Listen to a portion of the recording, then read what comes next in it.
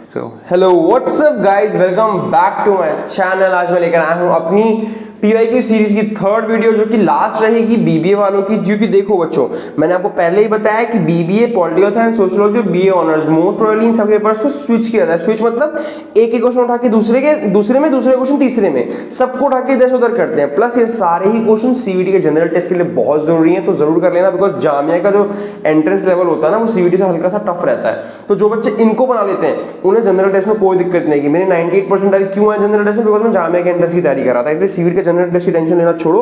और ये जो मैं क्वेश्चन पेपर्स करा रहा हूँ, ये आपके लिए प्रैक्टिस पेपर की तरह काम करेंगे, ठीक है? जो भी बच्चे मेंबरशिप पे नए आए हैं, जाकर पिछली 2 वीडियोस भी जरूर देख लीजिए, ताकि आप कुछ भी मिस ना कर रहे हो, ठीक है बच्चों? आज वीडियो को स्टार्ट करेंगे। आज हम करेंगे 2023 का BBA entrance paper, which is toughest till date. मतलब जो हमने एंट्रेंस दिया 2023 में, वो टफेस्ट था। ऐसा मैं क्यों कह रहा हूं? क्यों आप टफेस्ट कह रहे हो? क्योंकि बच्चों सबसे कम कट ऑफ आई थी। मतलब हमेशा कट ऑफ 60 के पास रहती है हमेशा। अगर हम कट ऑफ की अगर बात कर लें आ जाओ तो बीबीए की हो या फिर किसी भी जामिया एंट्रेंस कट ऑफ की बात करें तो 60% अराउंड रहती है। तो बीबीए की 60 रहती थी, बट लास्ट ईयर इसकी कट ऑफ आई है 53, जो कि एक बहुत बड़ा डिक्लाइन है। थोड़ा मोड़ा भी नहीं, बहुत बड़ा डिक्लाइन है। 7 नंबर का decline, because this was the toughest paper. तो अगर आप इसको अच्छे से बना लेते हो, सारे क्वेश्चन में से सीख के, टफेस्ट कुछ नहीं था, टफेस्ट कुछ नहीं था। फिर से बोल देता हूं, इट वाज द ट्रिकीएस्ट पेपर। मतलब बच्चे समझ ही नहीं पाए कैसे करना है। मैं सब सारे तरीके सिखा दूंगा, सब याद करा के भेजूंगा। और कैलेंडर की जहां तक बच्चे बात कर रहे हैं, कैलेंडर की आज उसके भी क्वेश्चंस करने का तरीका सिखा ही दूंगा। बहुत हो गया कैलेंडर का बवाल भी, ठीक है? आज वीडियो को स्टार्ट करते हैं। अपने फ्रेंड्स जिनको मैं आप जानते हो, उनको बोला कि मेंबरशिप जरूर लें। यहाँ पर मैं सिर्फ पीवाईक्यू दिखा नहीं रहा हूँ, सॉल्व करके समझा भी रहा हूँ और बता भी रहा हूँ कट ऑफ किस तरह से वेरी करता है, और टिप्स भी दूंगा कि कैसे कैसे एंट्रेंस को पेपर को देना है। सीयूटी वालों, आप लोग भी सबसे बोलना कि मेंबरशिप जरूर लें, बिकॉज ये सब पेपर्स मुझे भी खरीदने पड़ते हैं, तो या थोड़ा बहुत तो मेरा ही बनता है। आज की वीडियो को स्टार्ट करते हैं। सबसे पहली चीज, most important question for Jamia Millia Islamia के एंट्रेंस टेस्ट, दिस क्वेश्चन ये लगभग सभी पेपरों में आता है बच्चों। समझ रहे हो कि अलीगढ़ मुस्लिम यूनिवर्सिटी किसने ढूंढी थी? AMU was founded by whom? It was founded by sir Syed Ahmad Khan. A is the correct answer। Okay, याद रखना, ये AMU का क्वेश्चन आता रहेगा। सेम क्वेश्चन रिपीट हुआ है। मैंने भी पिछले पेपर में भी ये क्वेश्चन कराया था। मैंने कहा था ना कि कुछ क्वेश्चन रिपीट होते हैं, कुछ नहीं, बहुत रिपीट होते हैं। The right to education act came into force in the year, सबको मैंने बताया था लास्ट वीडियो में कि 2010 में अप्रैल में ऑफ 2010 क्या आया था? आपका राइट टू एजुकेशन एक्ट आया था, ठीक है? एक मिनट, या next question. The Tibetan river Tsangpo enters India through the state of, इसका आंसर 90% बच्चे गलत करके चले आते हैं। आसाम मणिपुर से नहीं, अरुणाचल प्रदेश से घुसती है सांगपो रिवर। सांगपो को ब्रह्मपुत्र भी कहते हैं आगे जाके, if I am not wrong, I am not very sure, but हाँ। तो सांगपो कहां से घुसती है? अरुणाचल प्रदेश से। Which among the following is a biodiversity hotspot? बच्चे अरावली हिल्स करके चले आते हैं। नो, दिल्ली वालों ये आंसर नहीं है। Aravalli hills is not the answer. उसमें बायोडायवर्सिटी पार्क जरूर बने हुए हैं, बट वो बायोडायवर्सिटी का हॉटस्पॉट नहीं। हॉटस्पॉट मतलब जहां पर सारी बायोडायवर्सिटीज ही हो। Answer is B, the Western Ghats. ये क्या है? एक बायोडायवर्सिटी का हॉटस्पॉट है। Next question, which of the following animal was not known to Indus Valley Civilization? आपको एक बात बता दूं क्लियरली बच्चों, आईवीसी की बात की जाए तो इसके क्वेश्चन आने 100% है। एक या 2 क्वेश्चन आईवीसी से आना ही आना है। इंडस वैली सिविलाइजेशन से क्वेश्चन आएगा ही आएगा। तो कौन सा एनिमल जिसको नहीं जानते थे इंडस वैली सिविलाइजेशन वाले लोग? That was horse. घोड़े के बारे में कोई जानकारी नहीं थी, इन लोगों ने घोड़े नहीं देखे थे इंडस वैली सिविलाइजेशन के लोगों ने, इनके लिए बहुत बड़ी चीज थी। The archaeological finds from Alamgirpur in Ghaziabad. अब गाजियाबाद के आलमगीरपुर में कुछ आर्कियोलॉजिकल फाइंड्स मिले हैं उस गाजियाबाद डिस्ट्रिक्ट में, तो वो किस कल्चर को रिप्रेजेंट करते हैं? 90% of the time Jamia entrance में या फिर सीयूटी एंट्रेंस में बात हमेशा हड़प्पन कल्चर की होती है, तो उसी के रिलेटेड क्वेश्चन आते हैं। तो आलमगीरपुर जो गाजियाबाद डिस्ट्रिक्ट का है, वहां पर हड़प्पन कल्चर के वो मिले हैं। क्या मिले हैं? क्या कहते हैं उसे? कुछ आर्टिफैक्ट्स मिले होंगे या फिर कुछ चीजें मिली होंगी, छोड़ो, वर्ड याद नहीं आ रहा। The Indian king who opposed Alexander, ये बात सबको याद होनी चाहिए। हिंदी में भी लोग बोलते हैं अलेक्जेंडर की पोरस से लड़ाई हो गई थी। बहुत सुना होगा अलेक्जेंडर वर्सेस पोरस, अलेक्जेंडर को मारा पोरस ने, ऐसा कुछ करके लड़ाई हो गई थी ना। कि तो अलेक्जेंडर को अपोज किसने किया था? पोरस ने। नेक्स्ट क्वेश्चन याद रखना, बहुत एक बात बच्चों ध्यान से सुन लो। जामिया को ये मतलब नहीं आप किस तरह से सॉल्व करते हो, सीईटी वालों को ये मतलब नहीं आप किस तरह से सॉल्व करते हो। बेसिकली जो पेपर होते हैं 12वीं के बच्चों से क्यों ले रहे हैं, क्यों उनसे सारा ज्ञान मांग रहे हैं? वो ये देख रहे हैं बच्चा अवेयर है कि नहीं, बच्चे का दिमाग चलता है कि नहीं। एकदम डीप नॉलेज के क्वेश्चन नहीं आएंगे, वो क्वेश्चन आएंगे इसमें आप थोड़ा बहुत अपना दिमाग लगा सकते हो। जैसे ये अलेक्जेंडर पोरस वाला, जो बच्चा थोड़ा सा भी एक्टिव होगा, उसने अपने पापा मम्मी से कभी ये कहानी सुनी ही, अलेक्जेंडर को मारा पोरस ने, गाने भी बचपन में सुने होंगे, तो जो बंदा अवेयर है ना, अवेयर, बस वो इन एंट्रेंस को आराम से निकाल सकता है। अवेयर कैसे बनोगे? या तो आप बचपन से अवेयर रहे हो, नहीं तो आ जाओ मैं बना देता हूं। विच of the following is a cold ocean current. कुछ कुछ चीजें होती है कि हाँ, जैसे कुछ सब्जेक्ट से डायरेक्टली आ गया, ये ज्योग्राफी का है, डायरेक्टली आ गया है, तो इसका आंसर क्या है? Humboldt current. The answer is D.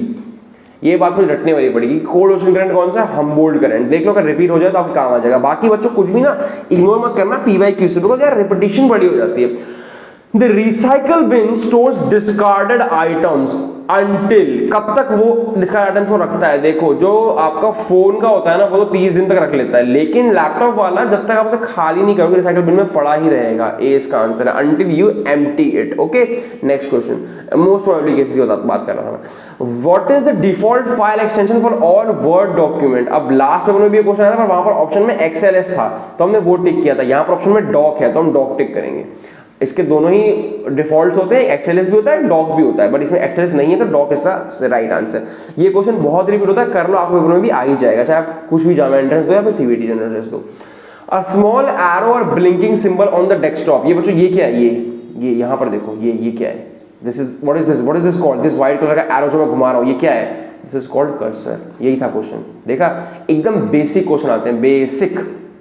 Next question, Dash are attempts by individuals to obtain confidential information from you। तुमसे confidential information निकालने की कोशिश करते हैं by falsifying their identity। अपनी झूठी आइडेंटिटी आपको बताएंगे कॉल करके और आपसे आपकी इंफॉर्मेशन निकाल लेंगे। ओटीपी का स्कैम चल रहा है ना आजकल, तो इसको क्या बोलते हैं? This is called phishing scams. This is called phishing scams, यानी A is the correct answer. Next question, The electromagnetic radiation most prevalent in the atmosphere is, atmosphere में सबसे ज्यादा इलेक्ट्रोमैग्नेटिक रेडिएशन जो मोस्ट प्रिवेलेंट है, सबसे ज्यादा दिखती है एटमॉस्फेयर में, वो कौन सी होती है? वो होती है इंफ्रारेड रेडिएशन। अल्ट्रावायलेट मत करके चले आना, इंफ्रारेड रेडिएशन सबसे ज्यादा प्रेवलेंट है हमारे एटमॉस्फेयर में। The ozone layer absorbs what? Ozone layer क्या ऑब्जॉर्व करता है? ये सब बातें तो फिर आपको बताओ नीचे, अगर ये भी गलत कराते हो तो फिर तो तैयार नहीं हो। Project tiger was launched in the year. Project tiger कौन से ईयर में लॉन्च हुआ था? This is a good question. Project tiger was launched in 1973। कुछ इंपॉर्टेंट स्टैटिक क्वेश्चंस जो होते हैं ना बच्चों, आपको करने पड़ेंगे, आप भी सकते हैं। Which historical monument in Delhi is a synthesis of Persian and Indian lifestyle? Indian styles of architecture। Very good question and बहुत बार आता है। This is Humayun's tomb। देखो, मैंने बताया था ना कि जो स्टैटिक जीके के मैं क्वेश्चंस करा रहा हूँ, उनके सारे के सारे क्वेश्चन, बच्चों जो भी लोग चैनल पे मेंबर्स है ना, अपने जानकार में सबको बोलना कि मेंबरशिप नहीं भी ले रहे हो तो आकर प्लेलिस्ट सेक्शन में जाके स्टैटिक जीके, रीजनिंग, इंग्लिश और क्वांट्स, ये चारों कर ले, बिकॉज लिख के दे रहा हूं 100% गारंटी दे रहा हूं कि मेरा जो क्वांट्स की सीरीज है ना, कम से कम 10 क्वेश्चन जामिया में, कम से कम 10 क्वेश्चन जामिया इसी से डायरेक्ट देगा, उठा के लिखवा लो ये चीज यहीं पे। मेरा जो स्टैटिक जीके है ना, 40 में से कम 10 से 15 क्वेश्चन इसी से उठ के आएंगे। इंग्लिश तो सब सेम ही होती है, रीजनिंग भी 100% 10 क्वेश्चन आने ही आने हैं। मैं आपको यहीं से 40 से 50 नंबर दे के भेजूंगा, आपको वहां जाकर सिर्फ 10 से 20 नंबर की लड़ाई लड़नी है और आप लोग जामिया में आ रहे हैं, मुझसे मिल रहे हैं। डोंट वरी, आपकी पूरी तैयारी का जिम्मा मैंने ले रखा है। जामिया वालों कोई टेंशन नहीं है, आप मुझसे मिलने आ रहे हो। सीयूटी जनरल टेस्ट मैंने बोल दिया ना कि आपका सिलेबस सेम है, आप भी बस यही कर लो, 100% मेरी तरह 90% ले आओगे। Next question, during the Mughal rule the copper coin was known as. Copper coin को मुगल रूल के दौरान क्या कहा जाता था? इट वाज कॉल्ड दम, या फिर A is the answer, dam. Next question, the blood vessel with the smallest diameter are called capillaries. आपके जो कैपिलरीज होती है ना, वो भी ब्लड वेसल से, पर उनका डायमीटर बड़ा कम होता है, बड़ी पतली सी नसें होती हैं, ऐसी बड़ी पतली सी। जैसे अगर मान लो ये एक नस है ना, तो ये कैपिलरी होगी, जैसे पतली होती है। जजिया was reimposed during the reign of। जजिया क्या था पहले जान लो। जजिया was a tax। जजिया was a tax। ये दोबारा कब लगाया गया? अभी टैक्स किस चीज के ऊपर लगा था? क्या था इसके पीछे? नॉन मुस्लिम मुस्लिम का क्या खेल था? मुझे आप कमेंट करके बताओगे कि जजिया जो है उसके पीछे खेल क्या था। तो वो दोबारा किसने लगाया? मतलब पहले तो लगा हुआ था, उसे आके दोबारा किसने लगाया? औरंगजेब भाई साहब ने आके दोबारा लगा दिया था। It was reimposed। Which state wins? This is a current affair question, but this is very important। इस साल भी जो 26 जनवरी को परेड हुई बच्चों, उसमें जाकर जरूर चेक करना कि फर्स्ट टैब्लू प्राइज, यानी सबसे बेहतरीन झांकी जो थी, फर्स्ट टैब्लू प्राइज किसको मिला? आएगा ही आएगा। बेस्ट टैब्लू प्राइज जो है, जैसे इस साल कौन सा वो था आपका republic day parade, I guess 75th था या 76th था, है ना? तो इसमें बेस्ट टैब्लू परेड कौन ले गया? आपको पता होना चाहिए। उस साल तो उसको वो ले गया था, उत्तराखंड ले गया था, डी ले गया था बेस्ट डैब्ल्यू परेड। इस साल का कमेंट करो, आएगा जरूर। Who became the new CEO of YouTube in February 2023? This is a current affair। सोचो करंट अफेयर कितना पहले का आया, सिर्फ 1 महीने पहले, एंट्रेंस से 1 महीने पहले हुआ था ये, तब भी आया। मतलब एंट्रेंस से 6 महीने पहले अगर आप करंट अफेयर कर लेते हो, खासतौर से पॉल साइंस वालों, तो आपका पेपर निकलने के चांसेस बहुत ज्यादा बढ़ जाते हैं। तो who became the new CEO of YouTube in February 2023? That was, ये इतना इंपॉर्टेंट क्यों हो गया बच्चों? बिकॉज इंडिया का लड़का बना है ना, सॉरी इंडिया का आदमी बना है ना। Who among the following deserves the credit for construction of Lal Qila? Lal Qila के कंस्ट्रक्शन का क्रेडिट किसको जाता है? शाहजहां जी को जाता है। किसको जाता है? Shah Jahan. D is the correct answer. ठीक है, नेक्स्ट क्वेश्चन। एक मिनट, सही है ना ये 22 का D? Yes. At the time of enactment of the constitution, जब constitution enact हो रहा था, which one of the following ideas was not included in the preamble? जब हमारा constitution जब बन ही रहा था, तो इनमें से क्या चीज preamble में नहीं थी? जस्टिस तो थी, इक्वालिटी की बात तो थी, लिबर्टी थी, सोशलिस्ट इकोनॉमी बनना नहीं चाह रही थी इंडिया उस टाइम पे, ऐसा कोई आइडिया ही नहीं था। तो सोशलिस्ट जो थॉट है वो नहीं था हमारे कॉन्स्टिट्यूशन में जब वो बन रहा था। अब है या नहीं है, कमेंट करके बताओ। Amongst the following, who cooperated with Raja Ram Mohan Roy in the implementation of his educational programs? Educational programs लगाने में राजा राम मोहन रॉय की किसने मदद करी थी? It was David Hare। ये एक ब्रिटिशर्स थे, बट स्टिल एजुकेशनल रिफॉर्म लाने में इनने क्या किया था? मदद करी थी। किसकी? डेविड हरे नाम है, अच्छा। मदद की थी किसकी? राजाराम मोहन रॉय की। याद रखना ऐसे क्वेश्चन बच्चों। देखो क्वेश्चन अगर आपको लग रहा हो कि इतना डीप कैसे आएगा, ये आ गया है, ये एंट्रेंस के PYQ ये रिपीट होते हैं, तो जरूर कर लेना। Okay, Lord Macaulay is associated with, बहुत क्वेश्चन आते हैं ऐसे कि लॉर्ड कैनिंग किससे एसोसिएटेड है, लॉर्ड मैकॉले किससे एसोसिएटेड है, लॉर्ड विलियम बेंटिक किससे एसोसिएटेड है, ऐसे क्वेश्चन आएंगे ही आएंगे। मैं कोशिश करूंगा सब कवर भी करा दूं। इंग्लिश एजुकेशन, लॉर्ड मैकॉले किससे जुड़ा हुआ है? इसने इंग्लिश एजुकेशन के लिए काम किया था, अपना ये जब बोला आया था एक्ट, तो उसमें इंग्लिश एजुकेशन की बात की थी। Who among the following used the phrase un-British to criticize the English colonial control of India? Un-British किसने बोला कि अन-ब्रिटिश करना है भाई, हमें ब्रिटिश को भगाना है भाई? किसने बोला था? Dadabhai Naoroji. D is the correct answer. इनने अन-ब्रिटिश की बात करी थी, याद रखना। It is a very important question. ये पिछले 5 साल के पेपर में आपको कम से कम 2 बार दिख जाएगा, और बहुत चांसेस है कि रिपीट हो। बिकॉज क्या हुआ 2022 के बाद ना पेपर का पैटर्न बदला है, तो 2023 का पेपर बहुत जरूरी हो जाता है 2024 वालों के लिए, क्योंकि रिपीटेशन सबसे ज्यादा इससे होने वाली है। तो ये जो पेपर मैं अभी करा रहा हूँ, this is the most important paper. Next question, Where was the first iron and steel industry of India established? Where was the first iron and steel India country of वो दादा भाई नारोज, अरे नहीं सॉरी, जमशेदपुर में यार, Jamshedji Tata. Next question, the first railway line in India, very very very important question. पहला railway line of India कब open हुआ था? 1853 में।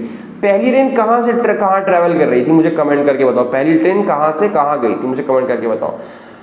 Who founded the independent सल्तनत ऑफ बंगाल? बंगाल की इंडिपेंडेंट या फिर आजाद सल्तनत ऑफ बंगाल की खोज किसने करी थी? वो करी थी इलियास शाह ने। B is the correct answer. Repeat हो सकता है, जरूर याद कर लीजिएगा, रटी लीजिएगा, नहीं याद हो तो।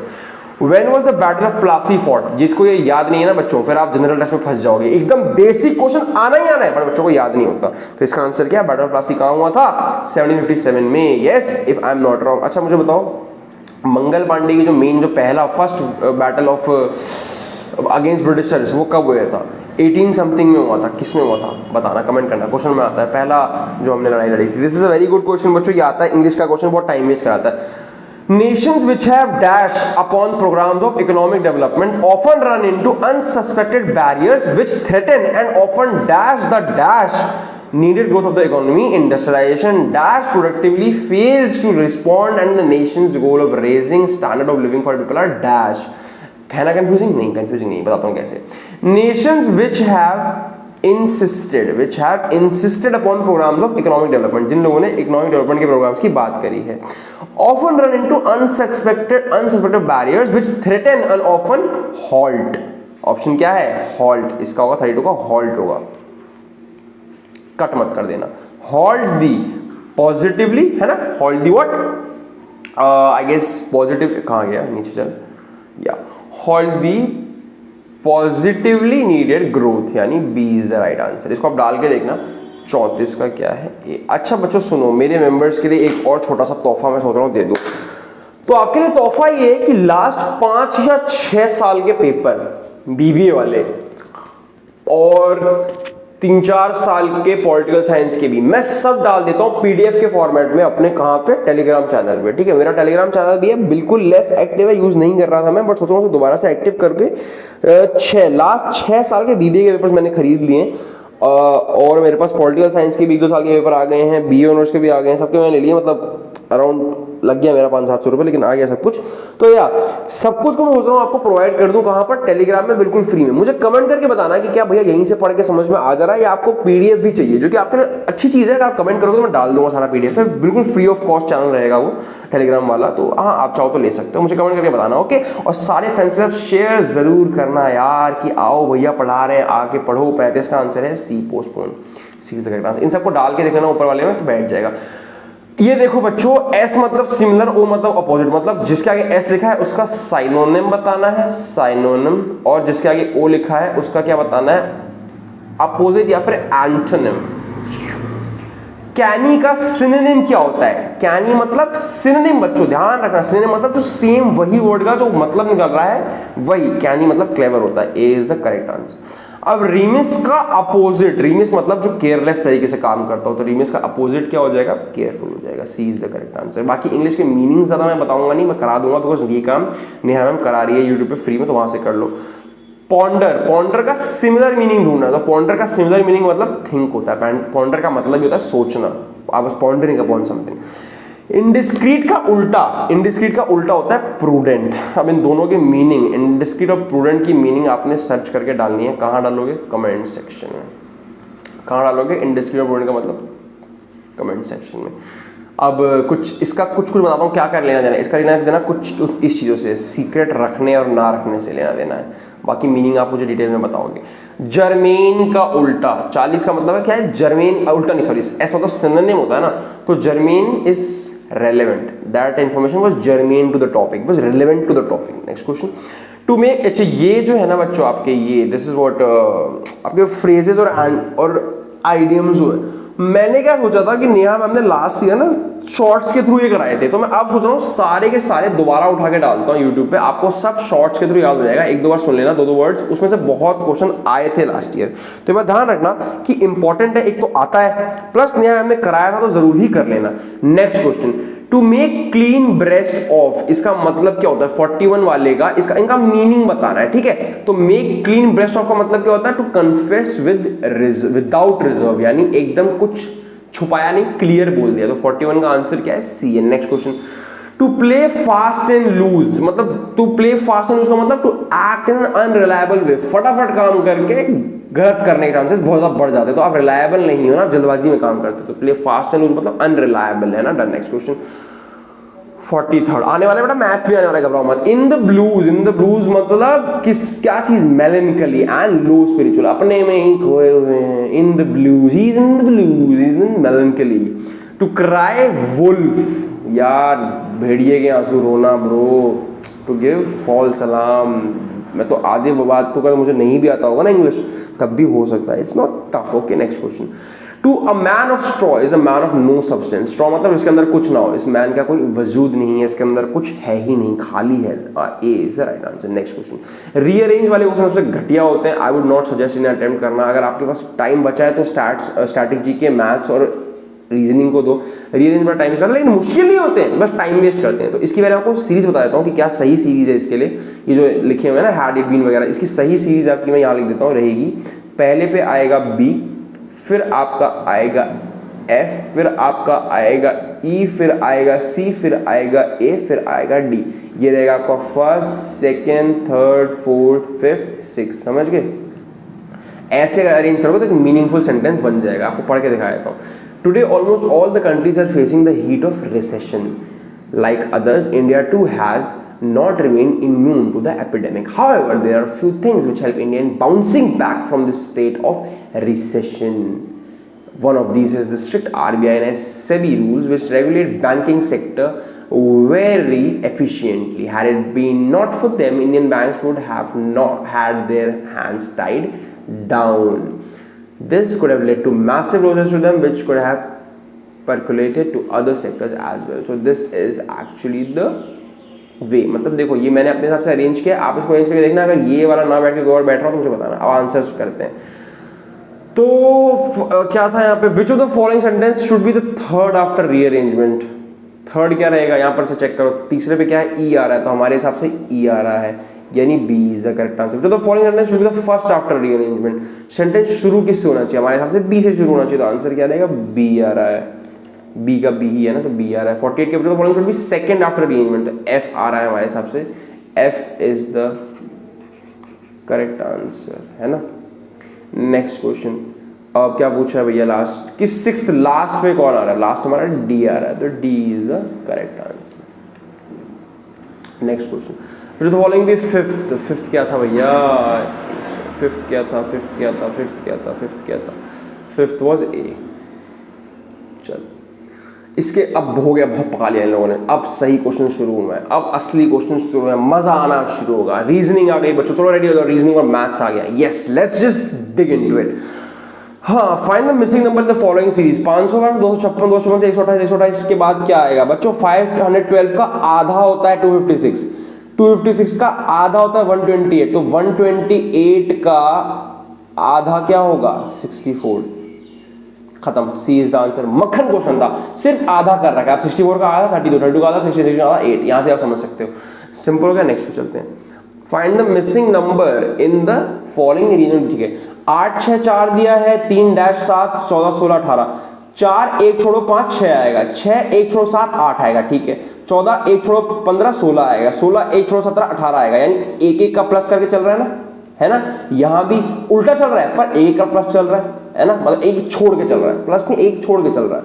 तो यहां भी 3 के बाद 4 छोड़ोगे तो 5 आएगा, 5 के बाद 6 छोड़ोगे तो 7 आएगा, मतलब यहां पे अगर हम एक एक छोड़ के चले तो बीच में क्या आना चाहिए, 5 आना चाहिए, तो आपका 5 इज द राइट आंसर। समझ गए क्या सीरीज थी, एक एक छोड़ के चलना है, 4 के बाद 5 छोड़ो 6, 6 के बाद 6 7 छोड़ो 8, नीचे भी वही चल रहा था, बस उल्टा उल्टा चल रहा था, यहां भी हम सीधे चला देंगे, खत्म। Next question, find the wrong number in the following series. अब देखो 10 से 26 में 16 का गैप है, 26 से इसमें 48 का गैप है, इससे इसमें 144 का गैप है, 16 3 48, 48 3 144, यानी जो गैप है वो 3 से मल्टीप्लाई हो रहे हैं, है ना। अब 144 3 अगर मैं करता हूं तो जो अगला नंबर है, एक मिनट, इसमें क्या गैप है, 16 का, इसमें 48 का, इसमें 144 का, अब तक तो सही चल रहा है, यहां तक तो सही है। इसके बाद वाले में अगर मैं करूंगा तो 654 नहीं आएगा। अब ऑल दैट ऑप्शंस में देखो बच्चों, 26 है, 74 है, 218 है, ये तीन तो सही लगे हुए हैं, एक नंबर दिया 150, ये तो है ही नहीं सीरीज में, तो ये तो मिसप्रिंट है, तो हमेशा ऐसे ही आंसर को टिक कर दिया करो जब आपको क्वेश्चन ना आ रहा हो। वैसे इस क्वेश्चन में तो वैसे भी गलत यही था, 654 इज गलत, बिकॉज जब इनका डिफरेंस निकालोगे तो इसका 3 से मल्टीप्लाई करने का नहीं आएगा। समझ के आप चेक करके देखना, मैं आपको बता देता हूँ वैसे। चलो 16 फिर 48 का गैप था, फिर 144 का गैप था, अब 144 इंटू 3 करो, 3 4 12, 3 4 12 13, 3 3 4 4 32, 432। अब अगला गैप 432 का होना चाहिए, बट 654 में से जब मैं माइनस करता हूँ 218, तो ये देखो यहाँ पर 6 आ गया, यानी गैप वैसे ही गलत हो गया। 432 का होता है 6 आ गया, मतलब 654 is the wrong number, but option में 650 दिया है, तो इसको ही टिक करना है, सबको मार्क्स मिल जाएंगे। A B C are sitting on a bench, पहले तो बेंच पे सबको बैठा लेते हैं कि ये लोग एक बेंच पे बैठे हुए हैं। क्या लिखा है, A sitting next to B, C sitting next to D, ठीक है, और ठीक है, and D is not sitting with E, E is on the left end of the bench, ये left end of the bench है, यहाँ कौन बैठा है, ई बैठा है, ठीक है भैया। C is on the second position on the right, पहला कोई और है, सी यहाँ पर सेकंड है राइट से, ठीक है भैया, ये भी आपका समझ में आया। और क्या बोला है, A is right of B and E, A क्या है, बी और ई दोनों के राइट में है ना, और लिखा है ए और बी साथ बैठे हैं, तो मतलब यहाँ बी आएगा फिर यहाँ ए आएगा। ऐसा क्यों किया भैया आपने, ताकि ए जो है वो ई भी दोनों के राइट में हो जाए। समझ गए, ये हो गया, सही हो गया। तो यहाँ पर क्या आएगा, D is not sitting with E, D यहाँ तो नहीं बैठा है, तो डी कहाँ बैठेगा, यहाँ बैठेगा, खत्म। एक ही पोजीशन बची थी ना, क्योंकि ये तो पोजीशन भरनी थी, तो ए बी सी डी ऐसे बैठे। अब देखो क्या बोल रहा है, in which position A is sitting, A कहाँ बैठा है, ए बैठा है between B and C, A is the correct answer, इसका आंसर ए है। बड़ा सिंपल होते हैं क्वेश्चंस, लेकिन अगर अच्छे से दिमाग लगाओगे तो आ गए भैया, लो आ गए, सब आगे हो गया, मजा आ गया, आगे कैलेंडर आ गया भाई, कैलेंडर आ गया। बच्चों पहले एक बात बता दूं, इससे आसान कोई क्वेश्चन नहीं है, इससे इजी कोई क्वेश्चन नहीं है। मेरी आवाज तो अजीब हो गई थी, गाल पोंछ काट लिया था। सो या क्यों नहीं है भैया? इन्हें बोला 10 February 2005 was Thursday, what was the day of the week on 8 February 2004। इससे बस एक साल पीछे जाना है ना, बहुत ईजी है। कभी भी आपको एक साल से दूसरे साल में आगे जाना हो तो जो डे होता है ना वो +1 हो जाता है। मान लो अगर 8 फरवरी 2004 को ट्यूसडे है मान लो, ठीक है, तो 8 फरवरी 2005 को ना वेंसडे होगा, बस एक आगे चला, 10 साल आगे जाने में, ठीक है। बट अगर जिस साल से आप जा रहे हो लीप ईयर है तो +2 हो जाएगा, बस ये याद रखना, ठीक है। जिस साल से आप जा रहे हो लीप ईयर, 2004 जो है वो लीप ईयर होता है। भैया पता कैसे था लीप ईयर कौन सा? ये भी सिखाते हैं बच्चों आपको। हर वो नंबर जो 4 से मल्टीप्लाई, जैसे 2000 लीप ईयर है, 2004 लीप ईयर है, 2008 लीप ईयर है, 2012 लीप ईयर, 2016 लीप ईयर है, 2020 लीप ईयर, 2024 लीप ईयर। हम लीप ईयर में आ चुके हैं, समझ गए बच्चों? लीप ईयर कौन से होते हैं? 4, 8, 12, 16, 20, 24 वाले, देख के ही पता चल जाएगा। तो क्या था? ये लीप ईयर था। अब मैंने क्या बताया कि जब आगे जाते हैं लीप ईयर से तो +2 होता है, बट हमको उल्टा जाना है। क्यों उल्टा जाना है? कि 2005 से 2004 में आना है, हमें 2005 से 2004 में आना है, ठीक है, आना है पीछे। तो अगर 10 फरवरी 2005 को थर्सडे था तो -2 कर दो, क्योंकि पीछे आना है ना। सॉरी एक मिनट, मैं आपको आराम से समझा देता हूँ।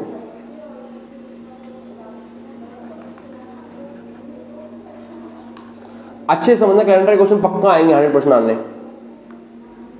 तो क्या है, मैंने क्या बोला? अगर आगे जाना होता है तो +1 करते हैं नॉर्मली, बट अगर लीप ईयर पड़ गया दोनों में से कोई भी एक बीच का साल जिसके थ्रू आपको गुजरना है तो +2 होगा। बट हमें पीछे आना है, 2005 से 2004 में आना है। तो आमतौर पर तो अगर हम पीछे आते तो -1 करते हैं, बट क्योंकि 2004 लीप ईयर है तो पीछे आने में -2 होगा, ठीक है। अब देखो 2005 से पीछे आना है ना, 10 फरवरी को थर्सडे था, है ना, 10 फरवरी को थर्सडे था। हमें इसको ले आते हैं 10 फरवरी 2005 से 2004 पे ले आते हैं, तो -2 करो, तो 10 फरवरी 2004 को क्या होगा बच्चों? थर्सडे से -2, थर्सडे से -2, वेडनेसडे, ट्यूसडे होगा।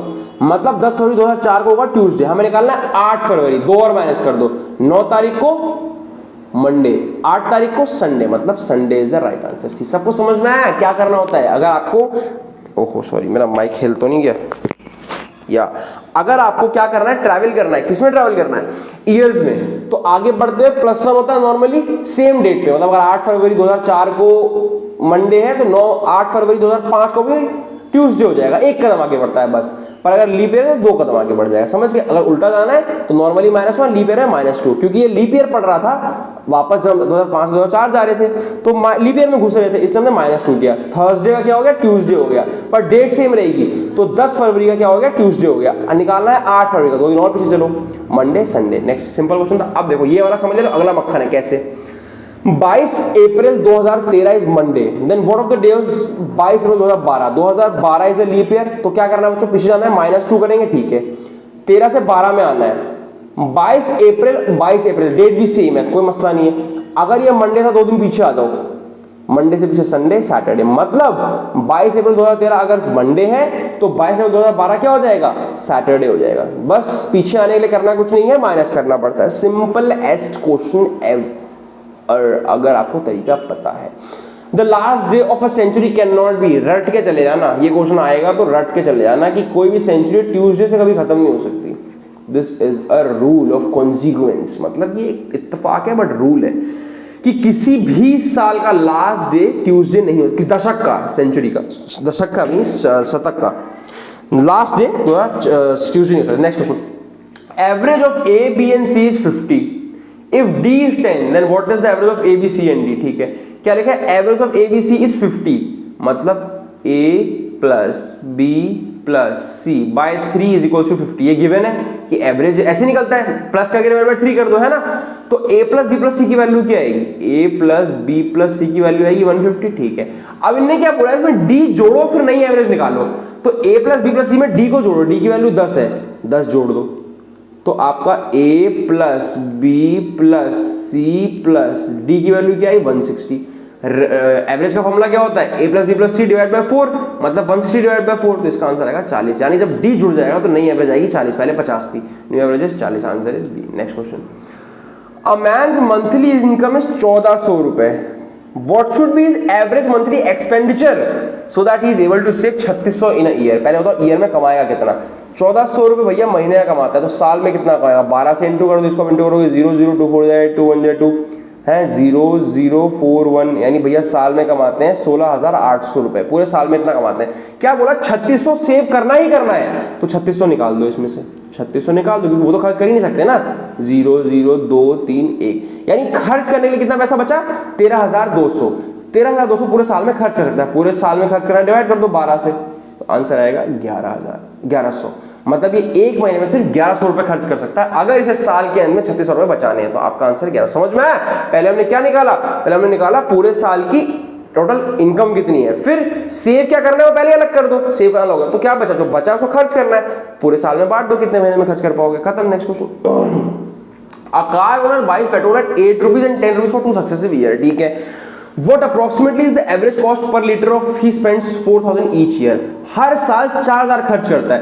पहले साल बच्चों 4,000 रुपए खर्च किए, 1 लीटर 8 रुपए का, टोटल कितने लीटर खरीदोगे, डिवाइड करके देखो, 8 1 से 8 5 40। पहले साल इसने 500 लीटर पेट्रोल खरीदा, ठीक है भैया, ये क्यों निकाल रहा हूं बताता हूं। अगले साल 4,000 रुपए का ही खर्च हुआ था हर साल, अगले साल 10 का पेट्रोल हो गया, 10 रुपए का, तो अगले साल भैया सिर्फ 400 लीटर खरीद पाए, अगले साल इन्हें 400 लीटर में काम चला दिया। टोटल पेट्रोल ने कितना खर्च किया, 900, टोटल पेट्रोल 900 खर्च हुआ। ये बात समझ में आई? भैया क्यों निकालेंगे बेटा, एवरेज कॉस्ट निकालेंगे बोल रहा है। एवरेज कॉस्ट का मतलब क्या होता है, ऊपर टोटल मनी स्पेंड आएगा, नीचे नंबर ऑफ वैल्यू भी जाएगी, किस चीज में खर्च हुआ है। तो टोटल 900 लीटर ऑफ पेट्रोल लिया गया 2 साल में, है ना। कितने का पड़ा वो, 4,000 प्लस 4,000, यानी टोटल खर्चा कितना हुआ, 8,000 का खर्चा हुआ। तो अब टोटल लीटर ऑफ पेट्रोल भी है, total money spend on petrol भी है, एवरेज निकाल लो, 8,000 डिवाइडेड बाय 900।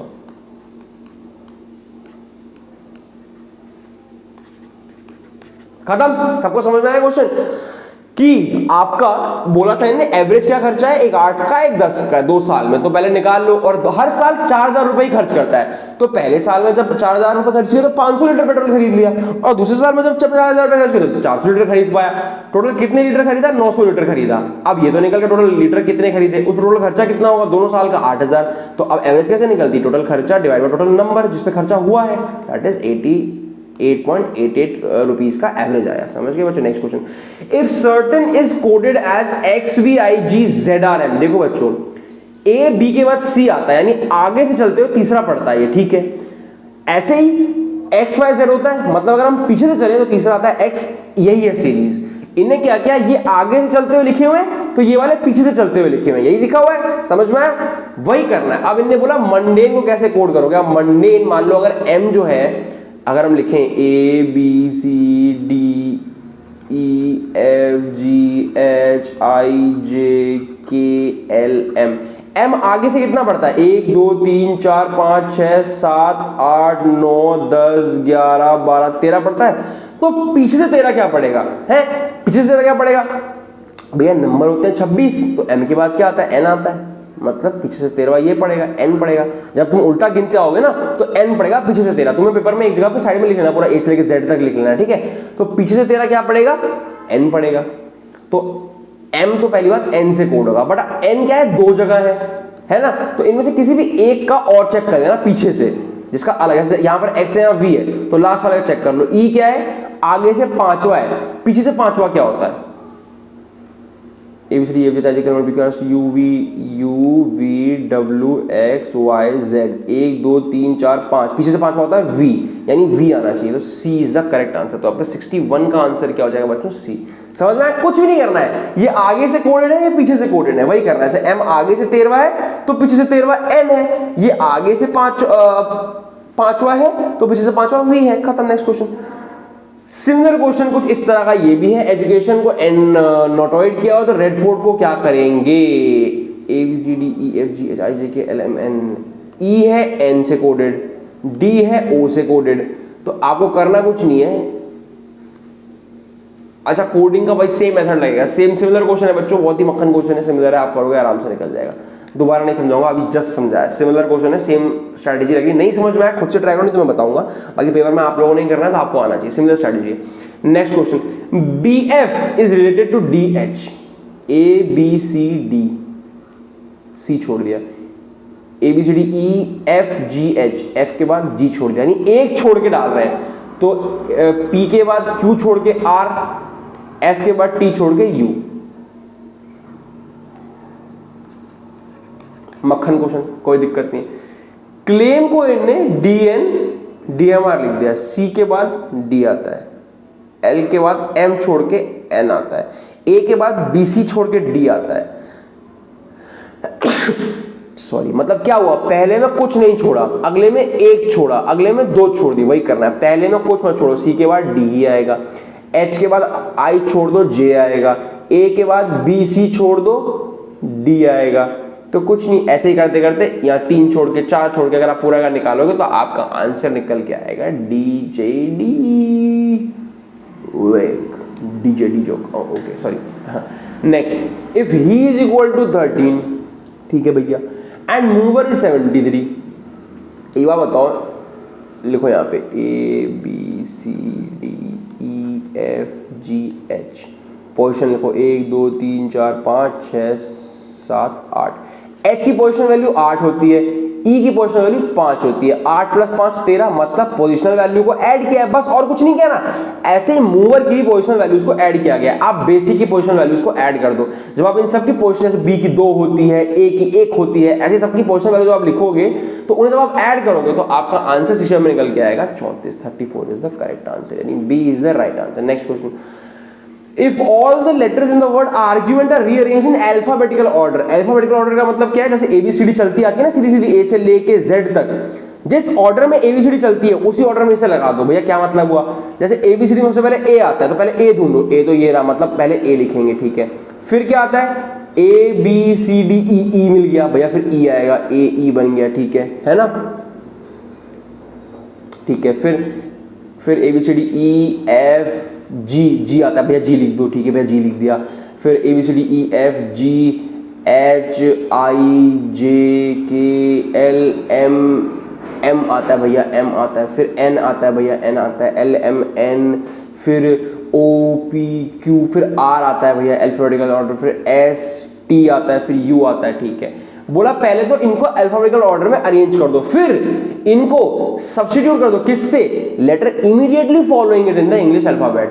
मतलब इसके जस्ट बाद क्या आता है, ए के जस्ट बाद B आता है, E के बाद E F G H M N N O R S S, R का S है ना, T का R S T U, U का V, यानी BFN BFH NOSUV, this is the answer. समझ में आया, कुछ नहीं किया, पहले इनको अल्फाबेटिकल ऑर्डर में डाला, ABCD को अल्फाबेटिकल ऑर्डर में डाल दिया, फिर उसके बाद उनके जस्ट नेक्स्ट लेटर को यहाँ पे लिख दिया। बेटा आज हम फिर भी काफी अच्छी स्पीड से कर रहे हैं, बिकॉज़ मैथ्स आई नहीं है। इफ वाटर इज कॉल्ड फूल, मैंने क्या बताया था इन क्वेश्चंस में, रीजनिंग प्रोसेस समझाया था, नहीं ज्यादा पढ़ना नहीं, तो सीधा ये देखो निकालना क्या है। विच of the following a fruit grows in, fruit किसमें, पेड़ पे उगता है, पेड़ को क्या बोलते हैं, sky. Tree is called what, sky. मक्खन क्वेश्चन था कि नहीं मुझे बताओ आप लोग, मेरे तरीके से करोगे तो मक्खन होगा। Find the odd one from the following, arrow, x, knife या डैगर। अच्छा बच्चों, इसमें आपको ऑड वन निकालना है, तो कैसे निकालोगे, एरो, एक्स, नाइफ तीनों फेंक के मारे जा सकते हैं, dagger is something else, D is the right answer. Find the odd pair of words, mason wall बनाता है, कॉबलर क्या करता है, एक मिनट, हाँ, मेजन वॉल बनाता है, कॉबलर शू पॉलिश करता है, फार्मर क्रॉप उगाता है, शेफ कुक करता है।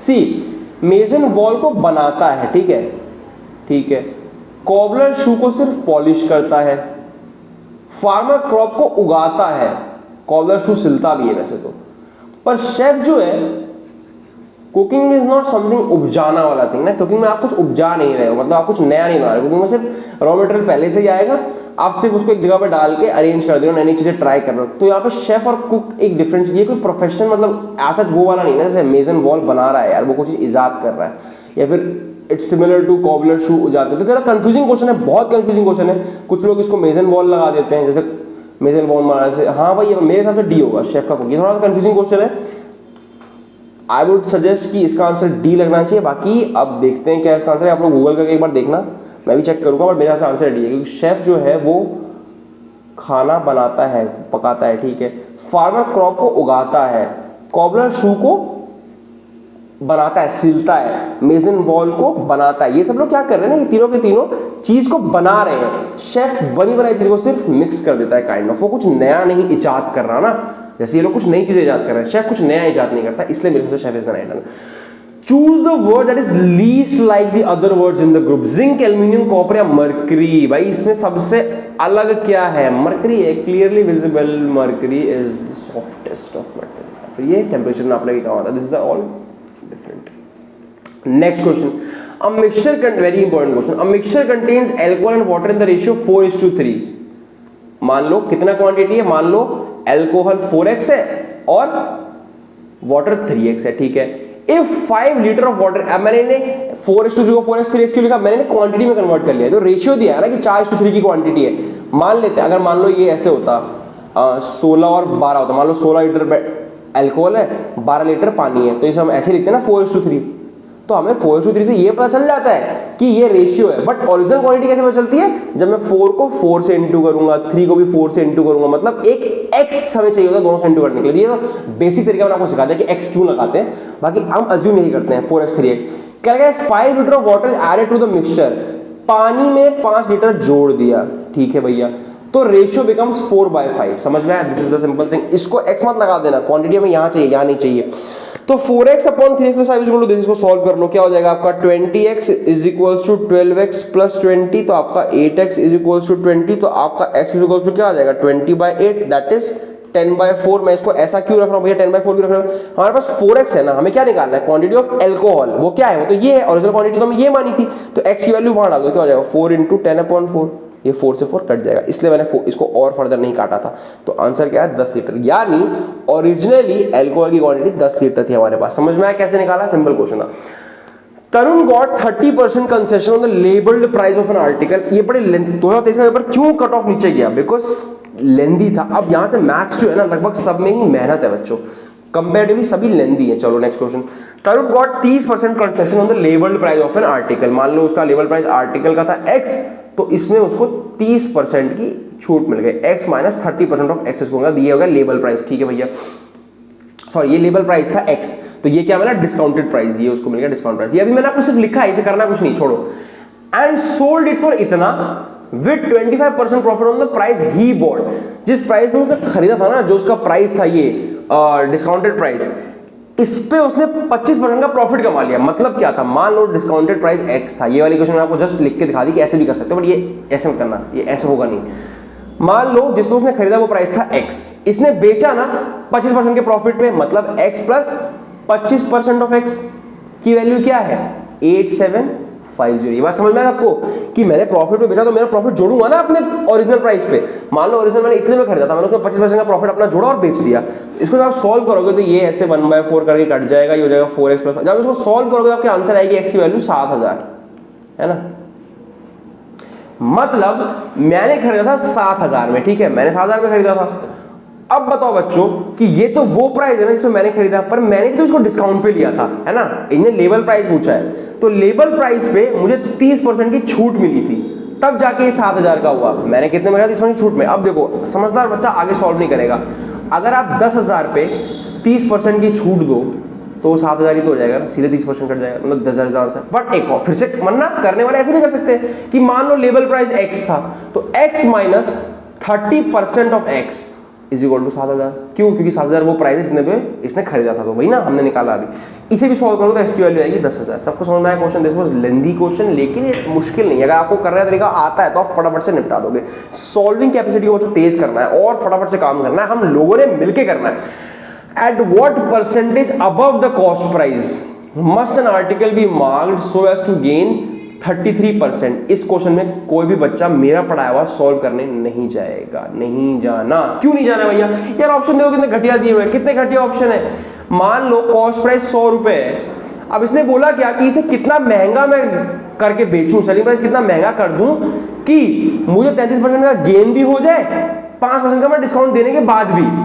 बच्चों 33% का गेन का मतलब क्या है? कम से कम 133 का बिकना चाहिए, कम से कम 133 का बिकना चाहिए। इसका मतलब कम से कम 33% तो अब करना ही पड़ेगा। यह ऑप्शन में 30 है, 20 है, 10 है, सिर्फ एक ही 40 है, मतलब यही आंसर है। अब भैया 40 कैसे चेक करवाओ?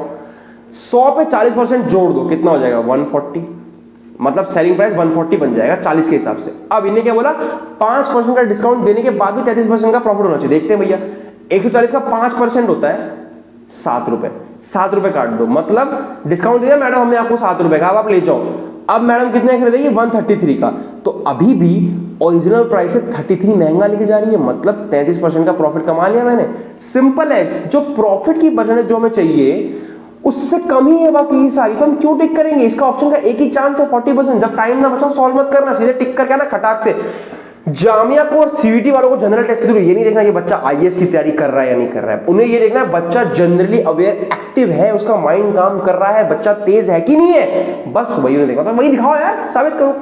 The cost price of 21 article is equal to selling price of 18 article, यानी the CP of 21 article is equal to selling price of 18 article, यही लिखा है। तो cost price upon selling price की वैल्यू क्या आएगी? 18 अपॉन 21, 3 6 3 7, यानी cost price upon selling price का रेशियो क्या आया? 6/7। मतलब अगर कोई चीज 60 रुपए खरीदे तो 70 रुपए की बेच रहे। फाइंड द गेन और लॉस परसेंटेज। बच्चों वैसे तो गेन हुआ है क्योंकि 6 की खरीदी और 7 की बेची, तो 1 का गेन हुआ है ना, 1 रुपए का गेन हुआ है।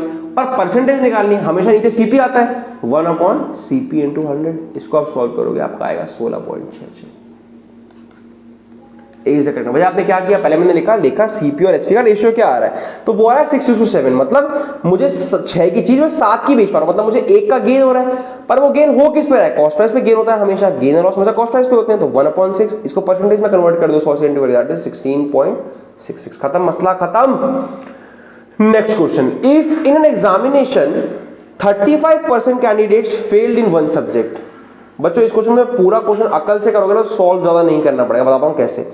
35% एक सब्जेक्ट में फेल हुए, 42% दूसरे में फेल हुए, 15% दोनों में फेल हो गए। टोटल कैंडिडेट ये थे। क्वेश्चन क्या पूछ रहा है? बताओ how many passed in either subject but not in both. कितने बच्चे वो हैं जो आइदर सब्जेक्ट में पास हो गए पर दोनों में पास नहीं हुए? पहले तो दोनों में पास वाले को निकालो। पहले तो बताओ ये परसेंटेज कितनी है? ये है 15%, ये 35 हो गया 50, ये है 40 + 42, यानी टोटल 92% बच्चे किसी ना किसी सब्जेक्ट में फेल हुए हैं। 8% सिर्फ ऐसे ना सब में पास हो गए। पहले इसका 8% निकालो, 2500 का 8% निकालो, 25 8 जाइज 200, यानी इसका 1 मिनट, 2500 का 8% जब निकालेंगे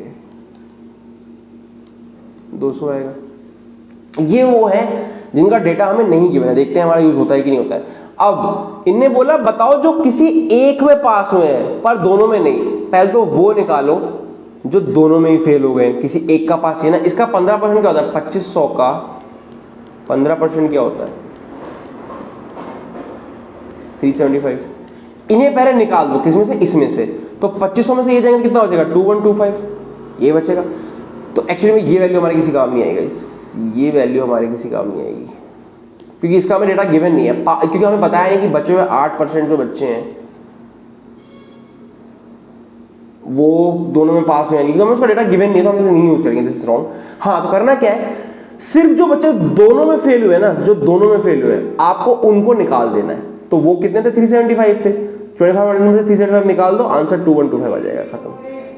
थोड़ा सा डाउटफुल है 2125 आएगा 2025 आएगा, बिकॉज बच्चे में जो 8% pass in either subject but not in both. हाँ 2125 ठीक है। क्यों ऐसा? क्योंकि भैया आपने 2500 टोटल बच्चे थे, इनने बोला बताओ कौन कितने बच्चे हैं किसी एक में पास हुए पर दोनों में पास नहीं होने चाहिए। तो पहले तो वो निकाल दो, दोनों में फेल हो गए, बिकॉज हमें किसी एक में तो पास चाहिए ना बच्चा। तो ये निकल गए, निकाल दिया। कितना तो बचा? कितना? 2500 में कितनी बचा? निकालो तो 2125 बचा। तो ये वो बच्चे हैं जो किसी एक ना एक में तो जरूर पास हुए पर दोनों में पास नहीं हुए हैं। तो इसका आंसर रहेगा ये। मुझे थोड़ा सा डाउट था कि इसका आंसर ये भी हो सकता है। क्यों? क्योंकि बचे हुए जो 8% बच्चे हैं, अगर उसकी वैल्यू 100 आती ना, 100, तो फिर इसका आंसर ये हो जाता। हम वो भी निकाल दें, और उसकी वैल्यू 200 आ रही है, तब आंसर हो जाएगा 1925, है ना, जो कि फिर यहाँ ऑप्शन में है नहीं। तो इसलिए ये तो वैसे ही घटिया ऑप्शन है। इन दोनों में चुनाव ये चुनेंगे, बिकॉज दूसरा वाला ऑप्शन बैठ नहीं रहा और हमें बाकी के 8% पास हुए कि नहीं हुए उसके ज्ञान भी नहीं है, तो हम इसी के थ्रू करेंगे। थोड़ा सा कंफ्यूजिंग क्वेश्चन था, आप लोग एक बार इसको दोबारा से ध्यान से करना। मैंने अभी किया क्या? मैंने कुछ नहीं किया, जो दोनों में फेल हो गए ना बस उनको माइनस कर दिया, इससे आंसर आ गया, कुछ मेहनत नहीं थी। If some quantity of ghee 60% is pure ghee and 40% is vanaspati ghee, है ना। If 10 kg of pure ghee is added, then the strength of वनस्पति घी becomes 20%. The original quantity was, मान लो ओरिजिनल क्वांटिटी थी 10 kg, तो उसमें 6 किलो प्योर की थी और 4 किलो वनस्पति थी, है ना। अजम्पशन लिया मैंने भी 10 किलो का, ठीक है। 60% 40% निकालना आसान होता है। तो 6 किलो प्योर, क्या बोला कि अगर 10 केजी प्योर घी ऐड किया गया, तो इसमें 10 केजी प्योर घी ऐड कर दो तो क्या हो जाएगा 16 केजी, और वनस्पति अभी भी 4 है, तो अब टोटल कितना घी हो गया 20 किलो।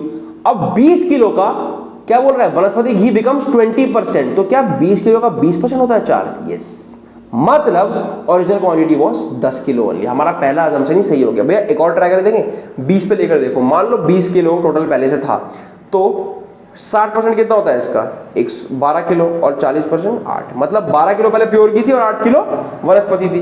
क्या बोला, 10 किलो प्योर घी ऐड हुआ तो 22 किलो हो गया, 22 और 8 30 किलो। पर क्या 30 किलो का सिर्फ 20% होता है 8? नहीं, मतलब दिस इज रॉन्ग। सिर्फ 10 किलो वाली इक्वेशन बैठ रही है कि पहले 10 किलो का था तो 6 और 4 थे, फिर बाद में इसमें क्या किया हमने, जोड़ दिया किसको, 10 और 1 को, तो आपका ये 10 को जोड़ दिया बस, ठीक है। समझ में आया कुछ? Next question, subtracting 6% from of x from x is equivalent to multiply x by how much? कुछ नहीं, जो क्वेश्चन देखा है वही करो। Subtracting 6% of x from x यानी x माइनस 6% ऑफ x, यही लिखा है, इज इक्वल टू, इसकी वैल्यू क्या आएगी, 100 यहां चला गया, 100x माइनस 96/100x, ये इसकी वैल्यू है। अब ये क्या लिखा है, subtracting 6% of x from x is equal to multiplying x by how much, यानी जो वैल्यू आई है इसमें x कितने से मल्टीप्लाई हो रहा है, इसमें x इससे मल्टीप्लाई हो रहा है, यानी 0.96 से मल्टीप्लाई हो रहा है, तो आंसर इज, अरे सॉरी 100 माइनस 6 94, हाँ, तो 0.94 से मल्टीप्लाई हो रहा है, तो आपका आंसर बी रहेगा। वेरी सिंपल क्वेश्चन कि इसके प्राइम फैक्टर्स कौन से हैं, ये ए है, 2 to 4 4 to 12 12 to 24 24 7 252, खत्म, सिंपल ए, ये इसके प्राइम फैक्टर्स हैं। नेक्स्ट क्वेश्चन, ये जिन बच्चों ने मेरी क्वांट्स की सीरीज पढ़ी है उनके लिए बहुत ही मक्खन क्वेश्चन है। मैंने उसमें एक सिखाया था कि एक सर्कल पे 3 बच्चों ने सेम पॉइंट से भागना शुरू किया, एक की स्पीड ज्यादा है, एक की स्पीड कम है, एक की स्पीड और कम है, तीनों भागते भागते भागते भागते कब जाकर मिल जाएंगे, मतलब कब जाकर जो सबसे कम वाला है उसको ज्यादा वाले पीछे जाके छू देंगे, बेसिकली कब ये फिर से मिलेंगे, वही क्वेश्चन है कि ABC start in the same time in the same direction around circular stadium. मैंने कहा था मेरे क्वांट्स की सीरीज से बहुत क्वेश्चन डायरेक्टली आएंगे, पेपर में लिखवा लो। तो एक की स्पीड 252 सेकंड है, एक की 308 सेकंड है, एक की 1998 सेकंड है, 198 सेकंड। आप 252, 308 और 198 का तीनों का एलसीएम लोगे तो आपकी वैल्यू कुछ 772 करके समथिंग आएगी, 224 करके, मुझे एक्जैक्टली याद नहीं है, करना है इसको एलसीएम निकालना। ये सेकंड्स में है, मिनट में कैसे कन्वर्ट करते हैं, 60 से डिवाइड दे देना, बस खत्म, आपका आंसर आ जाएगा 46 minute 12 second. D is the correct answer. ऐसे क्वेश्चन में हमेशा एलसीएम लेते हैं कि कब कौन चीज किसको क्रॉस करने वाली है, पीछे से भाग के है, आगे से भाग के है, क्रॉस करने की जब भी बात आए कि कब दूसरे से टकराएंगे दोबारा मिलेंगे, उसमें एलसीएम लेते हैं।